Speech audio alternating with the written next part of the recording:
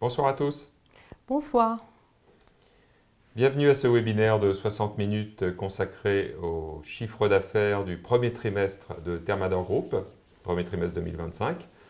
Vous avez déjà été informé au travers de notre publication et de la lettre aux actionnaires numéro 119 que vous avez soit reçu, soit téléchargé à partir de notre site, soit reçu en format numérique. Cette présentation, ce webinaire est traduit simultanément par une personne humaine, non pas une intelligence artificielle. Donc c'est Neil qui se charge de la traduction. Et donc le doublage est fait parallèlement en anglais pour les investisseurs anglo-saxons. Et vous pouvez poser vos questions à la fois en français et en anglais. Voilà. Et pour les Français qui veulent exercer leur anglais, vous pouvez basculer sur l'autre webinaire. Nous commençons traditionnellement par l'effectif du groupe Thermador qui se stabilise à l'occasion de ce premier trimestre avec 824 personnes. Rappelez-vous, nous avions 821 personnes à la fin de l'année 2024. Donc nous allons dire que c'est une stabilisation des effectifs qui n'est pas du tout étonnante du fait des difficultés rencontrées à la fois sur le chiffre d'affaires et le résultat l'année dernière. Et vous allez le voir, et on a déjà communiqué à ce sujet au moment de l'Assemblée générale, de ce début d'année qui est là aussi difficile. Quelques faits marquants. Tout d'abord, au niveau de la rénovation énergétique et des financements via MaPrimeRénov' par les pouvoirs publics, nous constatons sur ce premier trimestre que les chantiers et les projets ont été bloqués, essentiellement du fait du blocage des budgets par les pouvoirs publics. Vous savez qu'on a mis quelques semaines à se mettre d'accord sur le budget de l'État. Et donc, par voie de conséquence, l'ANA a bloqué un certain nombre de projets de rénovation énergétique. Et donc, nous faisons face maintenant à un goulet d'étranglement au niveau du traitement de ces dossiers. Un goulot. Un goulot d'étranglement. Merci Patricia. Donc, ce qui explique le mauvais chiffre d'affaires de Thermador sur ce premier trimestre. Je parle Thermador, la filiale.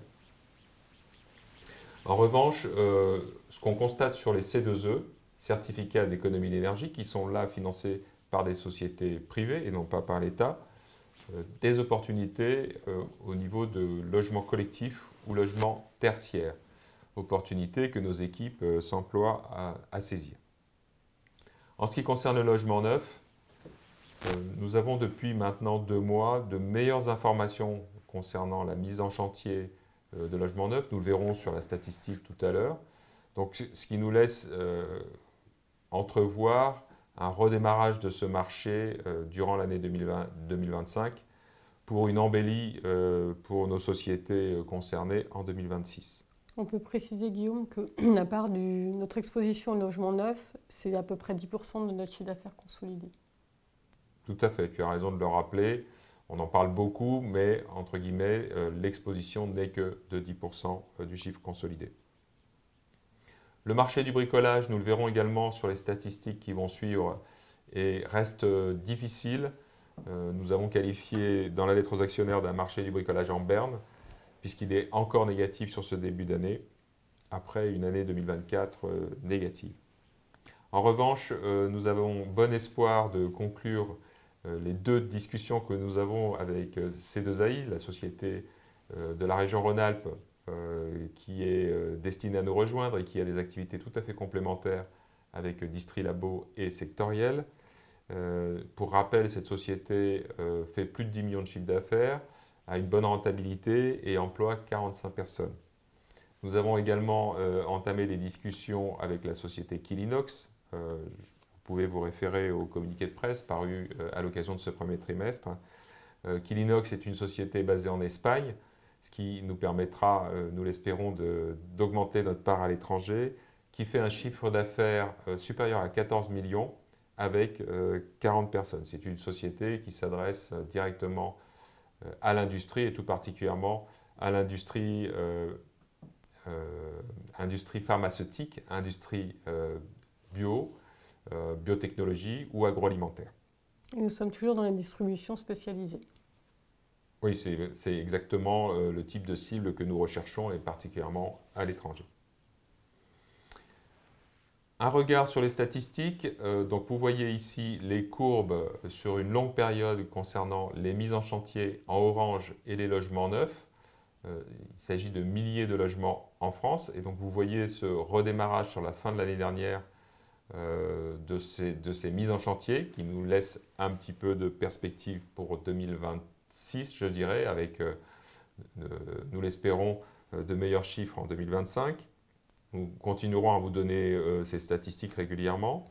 Ensuite, des éléments concernant les grossistes sanitaires chauffage au travers de cette organisation Coedis qui regroupe toutes les statistiques des grossistes sanitaires chauffage et leur niveau de vente. Et nous voyons que le chiffre d'affaires, je vais laisser la diapositive passer.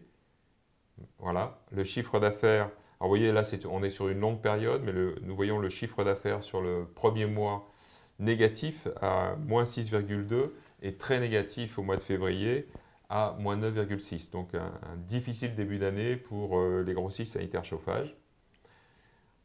Une statistique concernant les fournisseurs des grandes surfaces de bricolage, avec cette statistique venant de INOA. Et là aussi, nous constatons en janvier et février des chiffres négatifs à hauteur de moins 2,2 et moins 5,7%. Un regard maintenant sur l'effet prix. Donc sur 5 ans, nous voyons en orange l'effet prix, en bleu clair l'effet, enfin l'augmentation ou la diminution de chiffre d'affaires, et en bleu marine l'effet volume. Donc vous voyez qu'après un pic d'inflation en 2022 et une inflation négative en 2024, moins 2,6, nous escomptions avoir une stabilité des prix en 2025.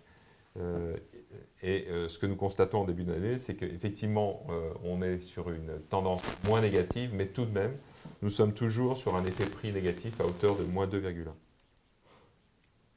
Pour résumer la lettre aux actionnaires, la première page de la lettre aux actionnaires numéro 119, dans laquelle nous détaillons les chiffres par société, nous vous donnons dans cette prochaine diapositive 2 lignes, celle qui concerne les marchés grand public.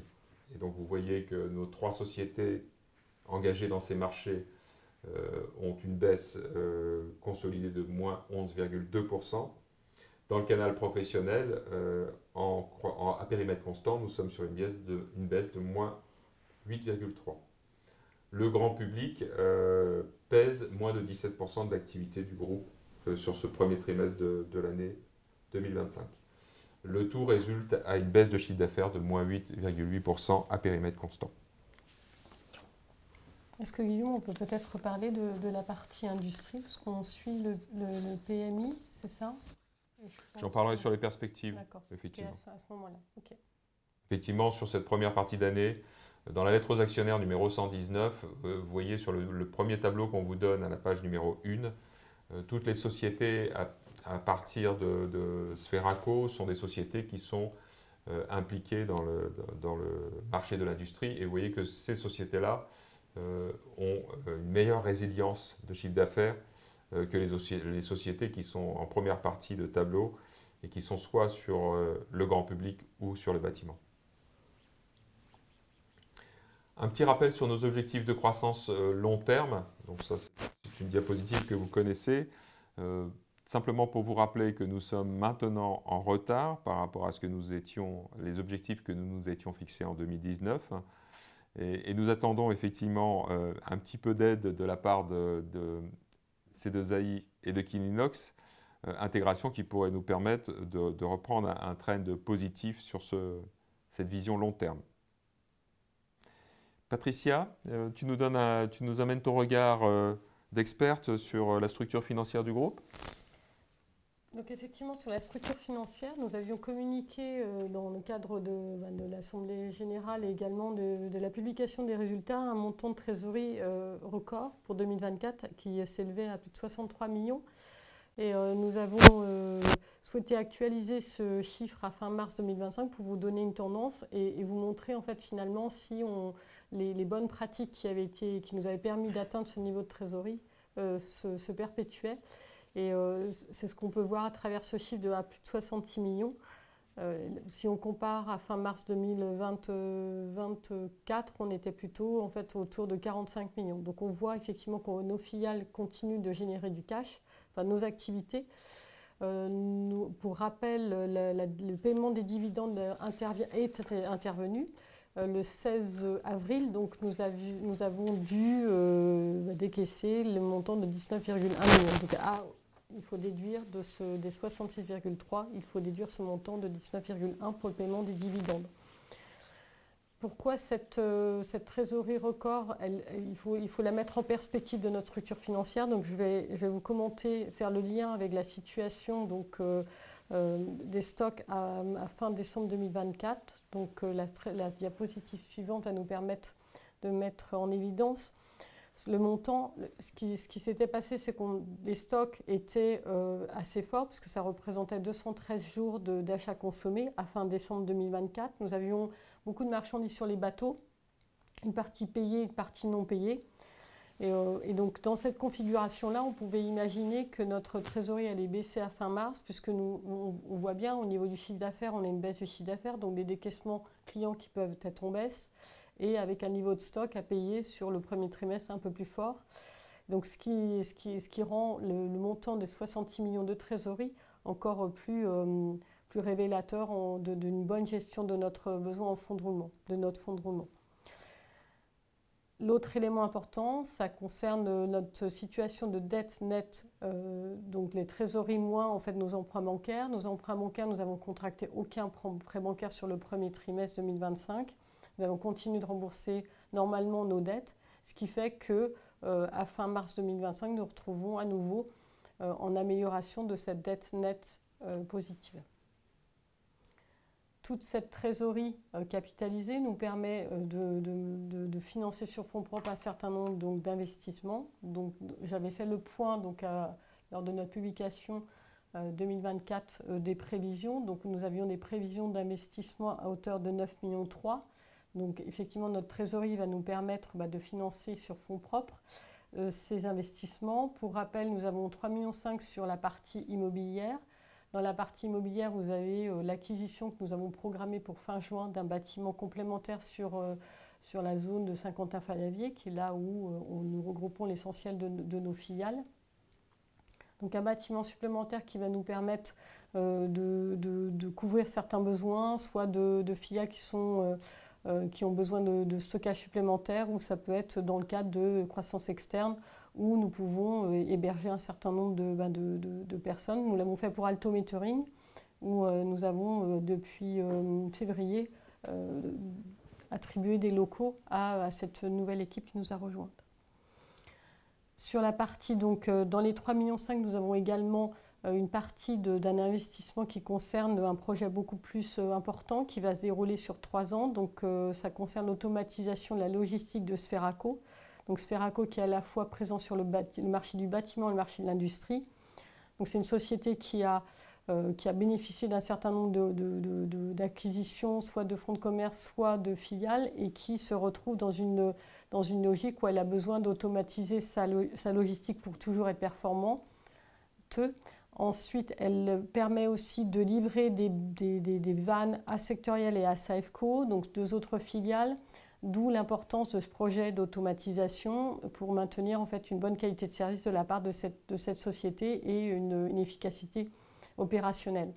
Donc c'est un investissement au global de 8,9 millions pour le groupe. Donc on a 2,9 millions d'un côté qui concerne la partie immobilière pour une extension du bâtiment existant. Et de l'autre côté, nous avons un montant de 6 millions d'euros concernant donc la partie, tout ce qui est la solution automatisée. Tout ça, ce sont des investissements qui sont en partie sur 2025, mais qui vont s'étaler sur 2026-2027. Et nous devrions démarrer de façon opérationnelle la solution en 2027. Donc ça concerne la trésorerie, les investissements. Et donc, je vais passer maintenant la parole à Guillaume pour la partie cours de bourse. Oui, on va plutôt parler d'un parcours boursier sur les 10 dernières années, dividendes réinvestis. Malgré la situation extrêmement chaotique provoquée par M. Trump et son administration, le titre Thermador résiste plutôt bien. Et sur le long terme, nous restons sur une performance dividende réinvesti de 9,4% par an, à comparer de 6,6% pour le CAC 40 et de 3,8% par an pour le CAC Mid and Small. Quelques mots sur les perspectives. En ce qui concerne le logement neuf, même si la tendance se confirme, ce que nous allons suivre de près, il ne faut pas attendre d'impact pour les sociétés PB-Tube et Thermacome qui vendent majoritairement des produits qui sont destinés au logement neuf. Il ne faut pas attendre d'impact majeur en 2025, mais plutôt se projeter maintenant sur le début de l'année 2026 du fait du décalage de la livraison des matériels destinés aux secondes œuvres du bâtiment. MaPrimeRénov', là aussi, il faut rester objectif par rapport à ces aides d'État qui ont été notoirement réduites en 2025. Nous avons effectué, quand je dis nous, les pouvoirs publics, mais nous en faisons partie en tant que citoyens, un bon coup de rabot sur l'allocation à MaPrimeRénov', puisque après avoir dépensé environ 3 milliards en 2024, les budgets alloués en 2025 sont réduits à hauteur de 2,1 milliards. Le cycle de l'eau, nos yeux s'orientent vers le ciel en espérant avoir plus de soleil que l'année dernière, ce qui ne devrait pas être difficile, et donc par voie de conséquence un meilleur marché en ce qui concerne l'arrosage. Vous savez que deux de nos sociétés, Audrea dans le canal grand public et Jetly dans le canal professionnel, sont fortement engagées dans ce marché de l'arrosage au travers des pompes d'arrosage. Et peut-être vous souvenez-vous que ces sociétés ont perdu l'année dernière 6,5 millions d'euros de chiffre d'affaires du fait de ce printemps extrêmement pluvieux que nous avons eu en 2024. En ce qui concerne l'industrie, les perspectives sont meilleures. D'une part, les indices PMI ou PMI montrent que le contexte industriel sur l'industrie manufacturière en France et en Europe s'améliore. Et d'autre part, du fait des consultations que nous avons en France et en Europe concernant des projets, tout ça nous indique que nous devrions tout de même mieux résister en 2025 comme nous l'avons fait en 2024 sur ces marchés industriels. Géopolitique. Donc là, c'est un vaste chapitre, mais je vais faire vite tout de même. Tout d'abord, vous confirmez que nous ne sommes pas impliqués directement avec des fournisseurs américains et donc pas directement concernés par des droits de douane qui viendraient s'ériger entre les États-Unis et la France. Pour information, nous achetons directement 0,16% de nos achats aux États-Unis, ce qui est non significatif. En revanche, les turpitudes américaines ont provoqué de fortes variations de la parité euro-dollar que Patricia maîtrise parfaitement. Et donc, pour l'instant, nous faisons effectivement des achats de dollars pour nous protéger. Mais si vous avez des questions sur ce sujet, Patricia y reviendra plus en détail. La grande interrogation que nous pouvons avoir concerne les métaux. Le groupe Thermador, au travers de ses différents produits, achète à la fois du cuivre, parce que le cuivre est une part intégrante du laiton, de l'aluminium, du nickel, et le cours des métaux est typiquement erratique, et donc il pourrait varier à la hausse ou à la baisse, dépendamment des décisions prochaines concernant les droits de douane. Pour information, les États-Unis importent énormément de métaux auprès de pays qui pourraient être taxés, et exportent aussi des métaux recyclés vers des pays qui pourraient également ériger des taxes ou des taxes douanières. À l'international, nous conservons la perspective de l'acquisition définitive de Quilinox et de sa bonne intégration dans le groupe Thermador. Et pour le moment, nous concentrons nos efforts sur ce sujet sans avoir de nouveaux projets en cours. Nous restons ouverts, bien évidemment, à toute opportunité, mais pour l'instant, pas de projet en plus de ce projet Quilinox. En ce qui concerne les prix, je vais faire preuve d'humilité et surtout ne rien dire sur le futur puisque mes dernières prévisions ont été fausses. Donc nous allons nous abstenir en termes de prévisions et nous contenter de vous donner trimestre après trimestre les effets prix consolidés au niveau du groupe. Pour mémoire, je l'ai dit tout à l'heure, sur le premier trimestre, nous sommes avec une tendance de moins 2,1%. Et puis enfin, nous avons commencé par notre personnel, nous finissons par notre personnel, puisque un petit rappel là aussi, nous étions 820 personnes fin 2024. Si nous réussissons, ce qui est fort probable, l'acquisition des 2 sociétés que nous avons évoquées, nous passerons le seuil des 900 personnes. Et à moyen terme, nous projetons le groupe à plus de 1000 personnes. Ce qui nous engage à rester totalement diligents vis-à-vis de la réglementation européenne qui s'est allégée pour les sociétés inférieures à 1000 personnes. Je parle de la réglementation européenne qui concerne le reporting extra-financier. Pour mémoire, cette réglementation s'appelle CSRD. Enfin, un regard sur le passé pour se projeter vers un futur proche. Nous voyons depuis 2020 la tendance trimestrielle en croissance ou décroissance organique et nous constatons que depuis le premier trimestre 2024, la situation s'améliore mais beaucoup plus lentement que ce que nous escomptions. Donc le retour à l'équilibre en termes de chiffre d'affaires s'éloigne un petit peu mais nous gardons quand même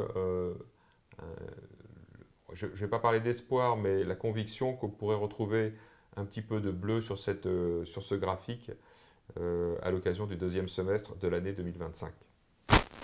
Voilà, nous en avons terminé pour cette présentation et sommes maintenant prêts à répondre à vos questions. Alors j'en ai une qui est arrivée sur l'onglet qui est dédié. Donc vous avez 2 onglets, hein, le chat et les questions. Alors, Jean-Florent nous demande évolution de volume de 2021 à 2025. À quoi correspond l'année 2025? Information prospective ou constatée sur les 3 premiers mois? C'est l'information constatée sur les 3 premiers mois où on voit effectivement la répartition entre volume et impact prix qui donne la tendance sur le chiffre d'affaires, c'est-à-dire moins 8,8% en croissance organique ou en décroissance organique.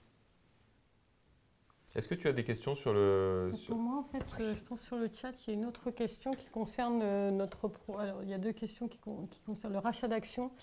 Donc, je vais te laisser répondre, Guillaume, et moi, je répondrai sur la partie immobilière.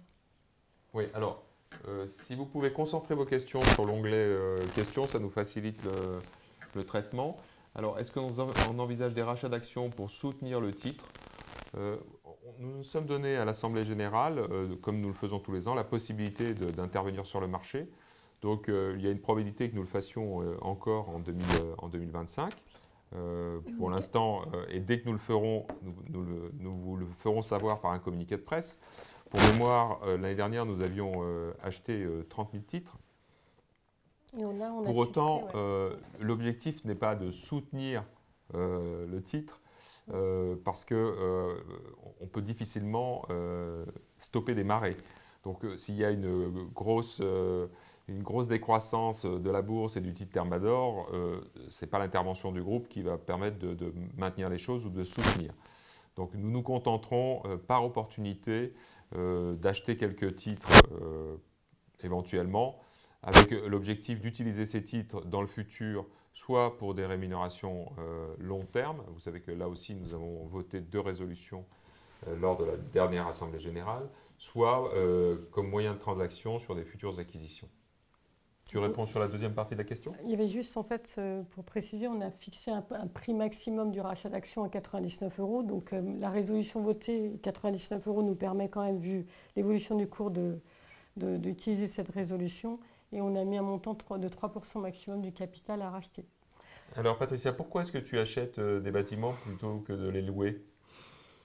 Pourquoi j'achète? En fait, parce que ça nous permet, et on l'a vu quand il y a eu en fait, des périodes où on avait en forte croissance, où on avait du stock de façon importante, ça nous permet d'adapter, d'être propriétaire chez nous et d'adapter, d'utiliser les surfaces au mieux et de les répartir entre nos différentes filiales. Si on était en fait en location, ça serait beaucoup plus compliqué à faire. Donc ça nous permet d'avoir une certaine flexibilité, de faire évoluer nos bâtiments en fonction de l'activité de nos filiales. Donc là, on voit qu'on est sur du stockage, par exemple, sur des produits avec des batteries au lithium. C'est vrai, le fait d'être propriétaire nous permet d'adapter les moyens de stockage et de coller aux besoins de nos filiales. Donc tout ça, ça nous permet d'être, en étant propriétaire, on est chez nous et au final, on adapte par rapport aux besoins de nos filiales. En fonction de l'évolution du type de stockage, de la réglementation. Donc ça, pour nous, c'est important. Puis après, l'autre élément, c'est que ça nous constitue un patrimoine, puisqu'on a redonné le chiffre à fin décembre 2024. On est sur un montant de 89 millions de valorisation de notre parc immobilier. Le choix historiquement de la zone Saint-Quentin-Fallavier a été un choix judicieux, puisqu'il y a c'est un bon dynamisme au niveau en fait, de la valorisation des biens, des bâtiments qui sont présents dans la zone. Donc nous continuerons, je pense, cette politique. Après, on voit bien quand même que quand on rachète des sociétés, la plupart du temps, ils sont locataires. Ce qui n'est pas le cas, ils sont locataires et pour l'instant ils sont locataires et ils ont en fait une possibilité d'extension avec une propriété d'un bâtiment, plutôt d'un terrain avec un bâtiment. Donc on continue d'acheter. Et après, dans les comptes, vous voyez en fait notre exposition, parce on retraduit tous nos baux en location en actif, c'est-à-dire en actif un droit d'usage. Donc vous avez la valorisation de finalement, si on a racheté un bâtiment, vous avez une partie de valorisation dans notre actif et de l'autre côté en dette. Donc dans nos états financiers, vous avez cette valorisation-là. Deux choses que je voulais aussi rappeler à ce sujet. Nos filiales payent des loyers qui sont des loyers marchés. Donc la société Teli est une société immobilière qui travaille dans des conditions normales. Et autre chose, pour rappel, la société Teli est détenue à 100% par Thermador Group et donc à 100% la propriété des actionnaires de Thermador Group, en toute transparence. J'ai une question concernant les acquisitions. Vous faites mention de 4 sociétés qui étaient prévues l'année dernière en acquisition. Je pense que vous faites une petite erreur puisque nous avions mentionné uniquement 3 projets. Et dès qu'un des 3 projets a été, on va dire, arrêté, nous avons clairement communiqué sur ce sujet pour ne parler plus que de 2 projets. Donc le 3e projet n'a pas été au bout, pour des raisons que je n'expliquerai pas ici parce que ça reste un projet confidentiel. Mais comme je l'ai dit tout à l'heure, nous allons nous évertuer à aller au bout de ces 2 projets, C2AI et Quilinox, sans avoir actuellement de nouveaux projets en perspective. Je répondais sur la question de Loïc en lien avec les bâtiments. C'est vrai que le fait d'être propriétaire de nos bâtiments, ça nous a permis d'équiper en panneaux photovoltaïques. Ça nous permet, même au niveau des trackers, donc qui sont une autre solution, mais ça nous a permis d'accélérer sur la rénovation énergétique de nos bâtiments. On voit bien, parce qu'on a quand même des bâtiments en location, quand on est locataire, pour essayer de faire en sorte de travailler l'efficience énergétique des bâtiments, on voit bien une certaine résistance des propriétaires à nous accompagner quand on est locataire. En étant propriétaire, on a pu mettre en place tous ces investissements, ce qui fait qu'on a baissé notre consommation d'énergie. Donc en 2024, on a fait une économie de 1 million d'euros parce qu'on a baissé nos consommations, parce qu'on a effectivement des trackers, des panneaux photovoltaïques qui nous permettent de diminuer la consommation.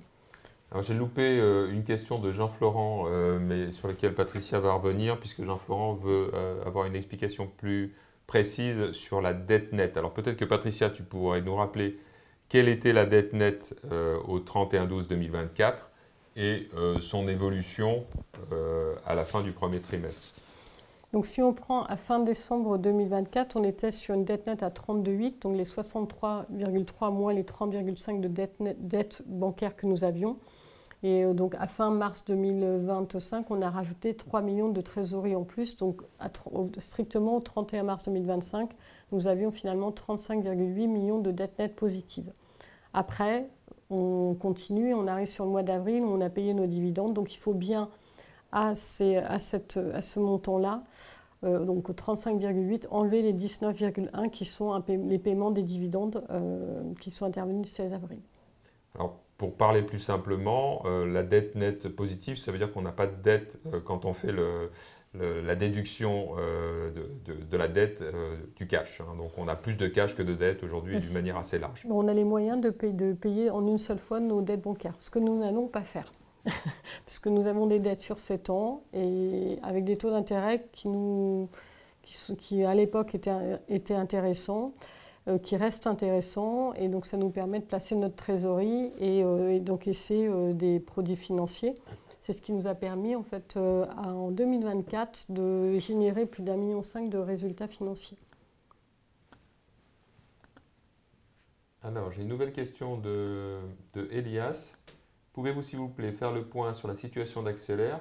Comment cette filiale est parvenue à multiplier son CA par 7 en 10 ans tout en affichant un résultat toujours négatif? Quelle est votre stratégie à son égard pour parvenir à redresser la situation?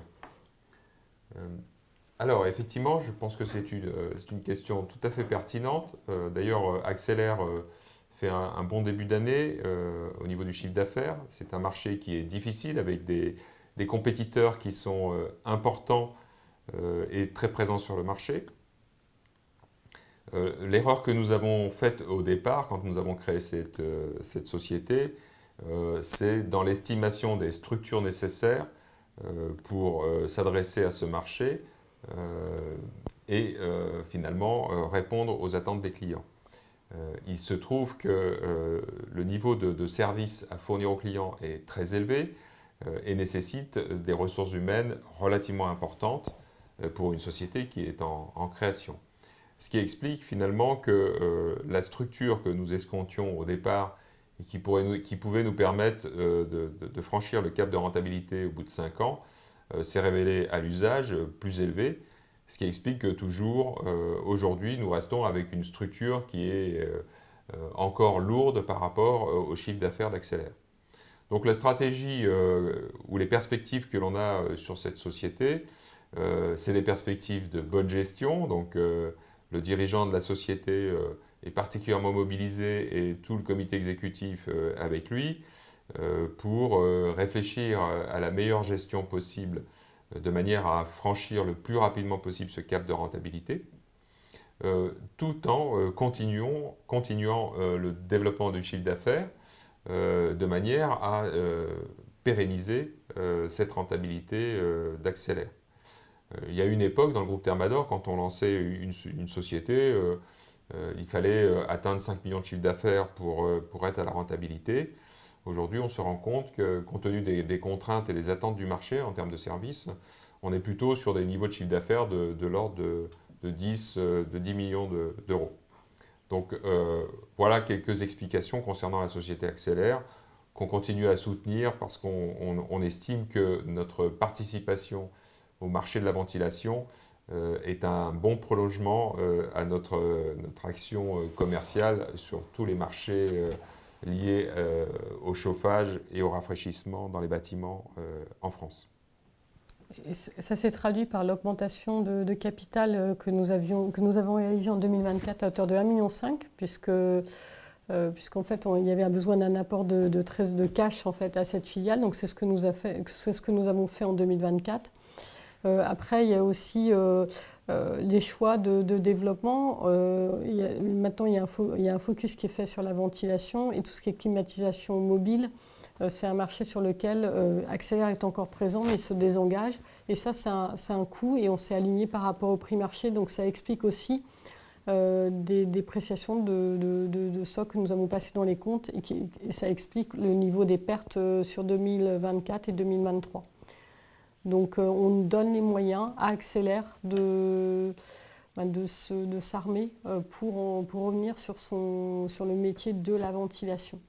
Et avec des créations de produits, avec une marque Accélère Ventilation qui est connue, et une équipe commerciale qui visite les clients et qui tente de gagner des référencements pour accélérer la croissance du chiffre d'affaires. Je n'ai plus de questions sur l'onglet du webinaire en français. Est-ce que tu en as côté anglais? Anglais, non, il n'y en avait pas non plus. Je vais revérifier.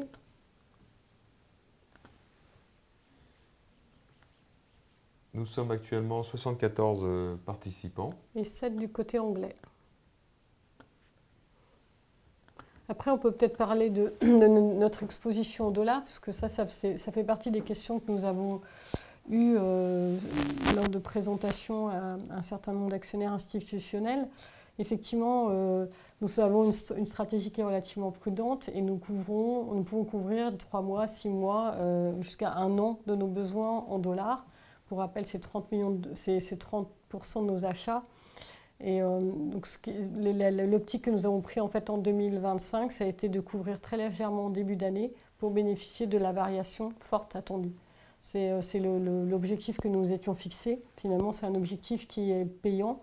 Donc nous allons continuer et voir maintenant ce que nous allons faire pour le deuxième semestre, puisque on a quand même des engagements et nos filiales ont besoin de savoir à quel taux elles vont payer en fait leurs achats en dollars. Donc ça, c'est un élément important et qui constitue des leviers qu'on a pour travailler en fait, notre marge commerciale. Alors Loïc nous félicite pour notre gestion en bonne mère de famille. Effectivement, ça fait partie de la culture du groupe d'avoir une gestion prudente. À cette occasion, je vous rappelle que les dirigeants du groupe, mais également les salariés, sont engagés dans le capital. Donc nos intérêts à long terme sont alignés à ce sujet. Oui, donc Loïc nous signale qu'effectivement la parité euro-dollar va impacter les achats, forcément, à moyen terme. Mais disons que l'impact prend du temps puisque le niveau de stock est élevé, comme vous avez pu le lire à la fin de l'année dernière. Donc, encore une fois, nous gérons dans le temps tous ces impacts-là. Mais clairement, nous sommes dans une position plus favorable lorsque l'euro est fort dans le groupe Thermador. Pour mémoire, nous faisons tout de même 2/3 de nos achats en euros aujourd'hui. Jean-Florent, oui. C'est la constitution de notre actionnariat. C'est vrai qu'on l'avait rappelé lors de notre assemblée générale. Donc on a plus de 48% maintenant d'actionnaires individuels, dont notre actionnaire allemand qui auparavant était dans un family office. Et donc il y a eu un mouvement fin décembre et maintenant Norman Rentrop détient individuellement ces actions. Donc ça fait plus de 9% de notre capital. Donc 48% donc actionnaires individuels avec les fondateurs qui restent présents au capital. Donc ça c'est page 53 ou 54. Guillaume. Voilà. Donc on va. Ça doit être ça, non? 53, voilà. Et donc on a 55. 54. 55. Donc on a 48,3%, 41,7% d'institutionnels. On a 10% qui sont détenus à la fois par le conseil d'administration, le comité exécutif, les salariés et les anciens salariés. Donc oui, Jean-Florent, je vous invite à ouvrir notre document d'enregistrement universel que nous nous efforçons de publier très vite tous les ans en format numérique et vous allez retrouver le détail de notre actionnariat à la page 54 et 55, extrêmement détaillé. Je souligne qu'aujourd'hui, du fait de ce changement l'année dernière que Patricia a évoqué, nous avons actuellement un taux d'actionnaires individuels le plus élevé de la place de Paris. Et nous en sommes assez fiers, je dois dire. Et on totalise plus de 10 000 actionnaires, ce qui est aussi, pour une valeur moyenne, un montant. On n'est pas au niveau d'Air Liquide, mais bon, nous n'avons pas la taille d'Air Liquide. Après, il y avait une question de Jean-Pierre sur sur les salariés qui ont été assez nombreux à rejeter des résolutions à l'Assemblée générale par rapport aux actionnaires hors salariés. Donc c'est vrai que nous avons coutume d'organiser donc au sein de Thermador Group, nous avons des réunions avant l'Assemblée générale où nous présentons les résolutions à l'ensemble de nos salariés. Donc il y a deux réunions, donc c'est à la fois en physique et à distance. Et après ces réunions de présentation des résolutions, nous organisons un vote pour les adhérents du Fonds commun de placement, puisque lors de l'Assemblée générale, les représentants, donc au Conseil de surveillance des salariés du Fonds commun de placement votent, ils portent 4,5% du capital, je pense, ça fait ça. Non, 3%. 3,5%, pardon, 3,5%. Donc voilà, donc lors de ce vote des adhérents, nous avons fait résolution par résolution le pourcentage. Et donc nous avons communiqué, c'est ce que nous avions déjà fait en 2023, nous avons continué sur les résolutions donc, portant en 2024-2025. Nous continuons cet exercice et nous communiquons lors de l'Assemblée générale les résultats des votes des adhérents au Fonds commun de placement. Alors Jean-Pierre parle d'un taux de rejet important. Tout est relatif. Hein. Alors ce taux de rejet, il est de l'ordre de 20% sur certaines résolutions et tout particulièrement sur les résolutions où nous parlons d'argent. Il s'agit des résolutions en ce qui concerne les dividendes, en ce qui concerne les rémunérations des dirigeants et en ce qui concerne les attributions d'actions de performance. Moi, je verrais les choses différemment. Je pense que nous faisons un travail de pédagogie pour expliquer aux salariés que les parties prenantes autour de la table ont des intérêts qui sont alignés. Et donc, ça nous vaut un taux d'adhésion relativement élevé sur ces sujets qui sont des sujets toujours extrêmement sensibles quand il s'agit d'argent.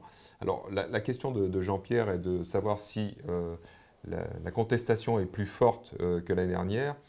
Non, la contestation, et notamment sur ces attributions d'actions de performance, est moins forte, puisque la contestation est de l'ordre de 20% concernant ces attributions d'actions de performance, plus élevée en ce qui concerne les dirigeants. C'est moins fort parce que nous avons fait évoluer notre projet pour répondre aux attentes des salariés.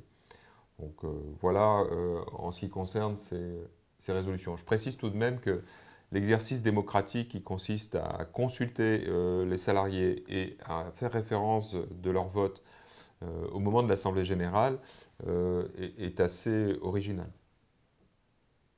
Après, il y a une question qui concerne notre niveau de stock. Est-ce que nous pensons maintenir le niveau de stock compte tenu de la conjoncture ? Après, en fait, c'est vraiment des éléments qui sont gérés en filiale directement. On n'intervient pas en fait sur les niveaux de stock. La seule chose, c'est qu'on regarde le niveau de trésorerie de nos filiales et donc indirectement la gestion de leur fonds de roulement. Donc pour l'instant, il n'y a pas de... on a effectivement de 213 jours. C'est pas l'objectif qu'on s'est fixé puisqu'on considère qu'on a un besoin en fonds de roulement normatif qui devrait être de l'ordre de 35%. Et si on regarde à fin décembre 2024, on était sur 40,4%. Donc effectivement, il y a toujours un travail important à faire sur le stock, le niveau de stock et surtout sur la qualité du stock. Mais ça, c'est des travaux qui ont été faits en 2023-2024. On a vu effectivement nos filiales adresser et voir s'il y avait des pertes potentielles sur les stocks. Donc ce travail a été fait. Et après, c'est chaque filiale en fonction de son plan de vente qui définit le niveau de stock et également son taux de service, puisque ça fait partie des indicateurs de performance de nos filiales. Donc, nous laissons la main à nos filiales, à nos dirigeants de filiales pour adresser le bon niveau de stock par rapport à leur projet, à leur niveau d'activité. Alors prioritairement, nous nous fixons un objectif de service au client. Ça, c'est la première chose. Hein. Donc, avant de parler de niveau de stock, la priorité est de bien livrer nos clients sur stock avec des délais courts. Deuxième chose, nous nous évertuons aussi à conserver avec nos fournisseurs, et particulièrement dans ces périodes difficiles et chaotiques, de bonnes relations. Et sur des marchés qui peuvent baisser très fortement, nous accompagnons dans la baisse nos fournisseurs qui ont, eux, des usines à faire tourner et des contraintes industrielles. Donc ça explique aussi l'inertie que nous avons à adapter nos stocks au niveau d'activité. Mais bien évidemment, nos filiales travaillent sur ces sujets, d'autant plus qu'ils payent des intérêts sur éventuellement leurs découvertes. Donc là-dessus, nos filiales sont dans la vraie vie. Vous posez ensuite la question d'un baromètre de qualité de vie au travail que nous faisons tous les 3 ans et non pas tous les ans. Parce que c'est un baromètre qui est assez lourd en termes d'organisation. Hein. Plus de 90% des salariés répondent à ce baromètre. Dans ce baromètre figure une 50aine de questions sur beaucoup de sujets. Et ensuite, nous avons un résultat consolidé au niveau du groupe, mais surtout, plus intéressant, un résultat par société, par filiale, de manière à ce que les équipes de direction des filiales puissent utiliser ce baromètre qui donne la température sociale du groupe Thermador pour mener des actions d'amélioration au sein de leur propre société. Alors à ce sujet, ce que nous avons constaté, et on en a fait référence au moment de l'Assemblée générale, c'est une amélioration des notes positives l'année dernière par rapport au précédent baromètre.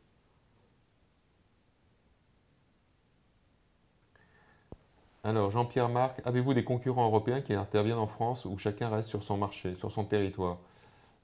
Oui, on a beaucoup de concurrents européens qui interviennent en France. Quasiment les acteurs européens sont sur le marché français.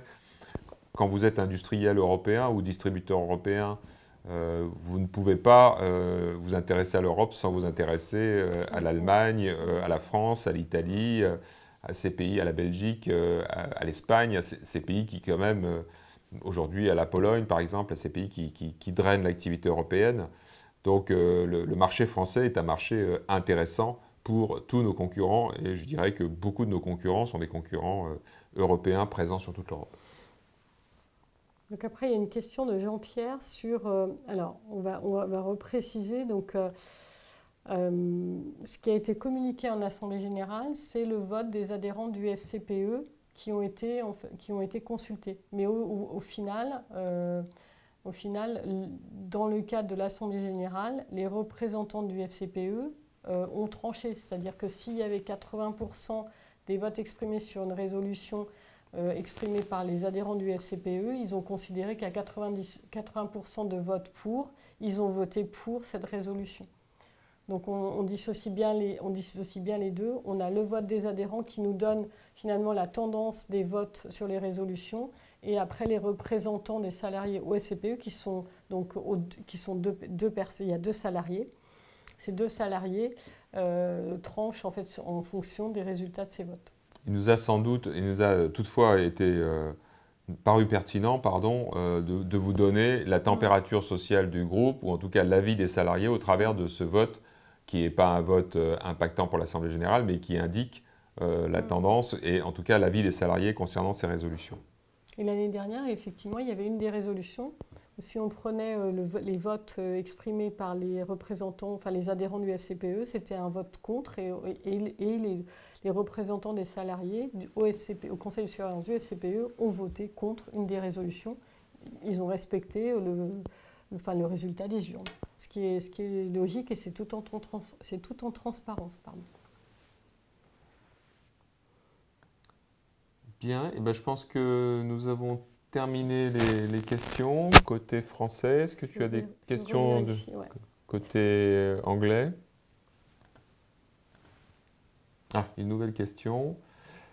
Les achats qui vous sont facturés en dollars viennent-ils d'Asie et notamment de Chine, la monnaie chinoise ayant baissé par rapport à l'USD? Quelle en est la conséquence pour Thermador Group? Alors, effectivement, tout ce qui vient d'Asie, quasiment est payé en dollars, avec une toute petite partie qui est payée en yuan. Et en euros aussi. On continue de payer en euros. Mais c'est une part infime. D'ailleurs, 2% de mémoire. C'est 2%. Après, on regarde la monnaie chinoise. Et pour l'instant, la monnaie chinoise, on n'a pas de couverture sur cette monnaie. Par contre, si on regarde actuellement, nos filiales font de l'achat au comptant. Et l'achat au comptant permet de dégager quelques gains de change. Vous avez ces éléments à la page 15 du document d'enregistrement universel. Vous voyez que les autres monnaies représentent 2%, et donc le yuan Donc fait c'est partie de, essentiellement ça. fait partie de ces autres monnaies. Mm. Il ne vous a pas échappé que le gouvernement chinois peut éventuellement utiliser sa monnaie pour soutenir sa compétitivité face à l'adversité. Et donc, globalement, la tendance euro-yuan est également en ce moment favorable à l'euro, avec une position plus forte de l'euro par rapport à il y a quelques semaines. Ce qui peut avoir un effet à terme déflationniste sur beaucoup de produits en Europe.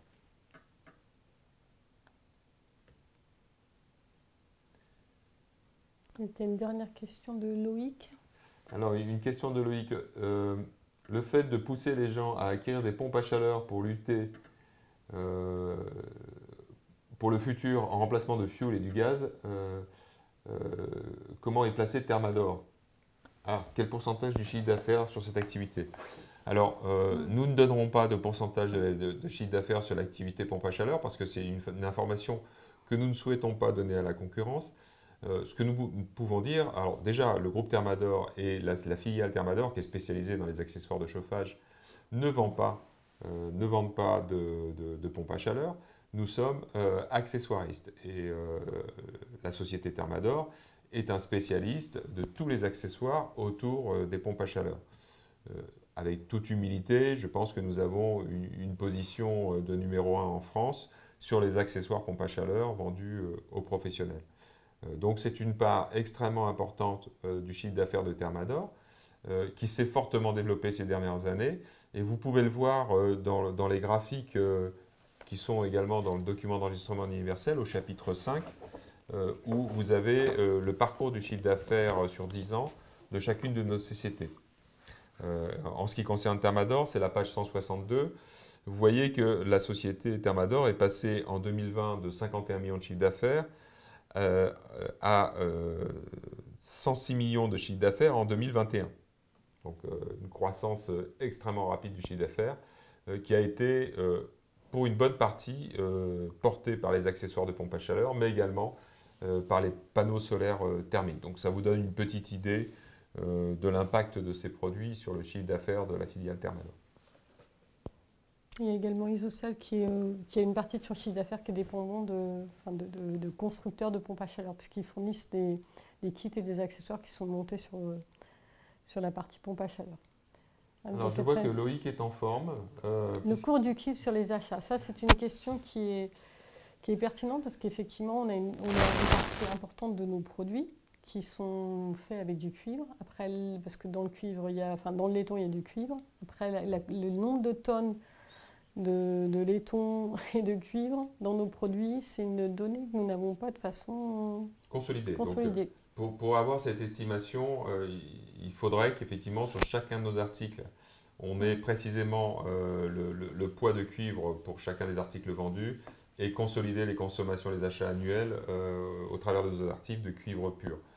Ce que nous n'avons pas fait jusqu'à présent, mais ce que nous serons amenés à faire, d'une part pour mesurer effectivement l'impact, qui à long terme est un impact positif, parce que le métal rouge, comme on l'appelle, va devenir de plus en plus rare et de plus en plus cher. Ça, c'est une tendance, c'est comme l'eau potable. La tendance long terme, elle ne changera pas de mon point de vue.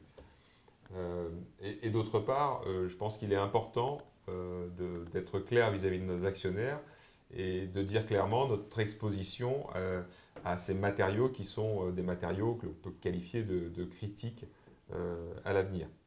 Alors, pour information là aussi, la grande majorité des produits en laiton vendus dans le groupe Thermador sont fabriqués à base de laiton recyclé.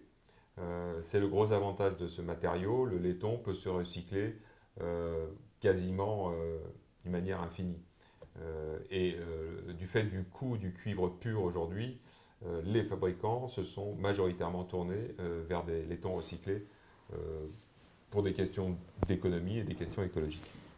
Laiton recyclé, mais du laiton normé. C'est aussi important de le signaler, puisque c'est ce qui est garant de la qualité aussi de nos produits. Bien. Eh bien, écoutez, oui, alors Loïc me remercie pour la manière transparente de répondre aux questions. Je pense que ça fait partie de la culture du groupe et on n'a pas trop l'intention de changer pour l'instant.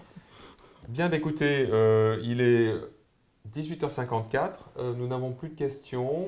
Il nous reste à vous souhaiter une excellente fin de journée, à remercier Neil pour son accompagnement en anglais, à l'équipe Opaline. C'est vrai qu'on n'en parle pas souvent de l'équipe Opaline, mais ils sont derrière la vitre là-bas et toujours fidèles au poste pour régler les petits problèmes techniques au dernier moment. Mais nous n'en avons pas eu. Nous n'en avons pas eu. On croise les doigts. Donc, merci Adrien, Titouan et Julie qui ont bien travaillé et François-Xavier Qui n'est pas très loin. qui est à distance, enfin à distance à l'étage au-dessus pour être modérateur. Merci à tous et excellente soirée. Merci, bonne soirée à tous.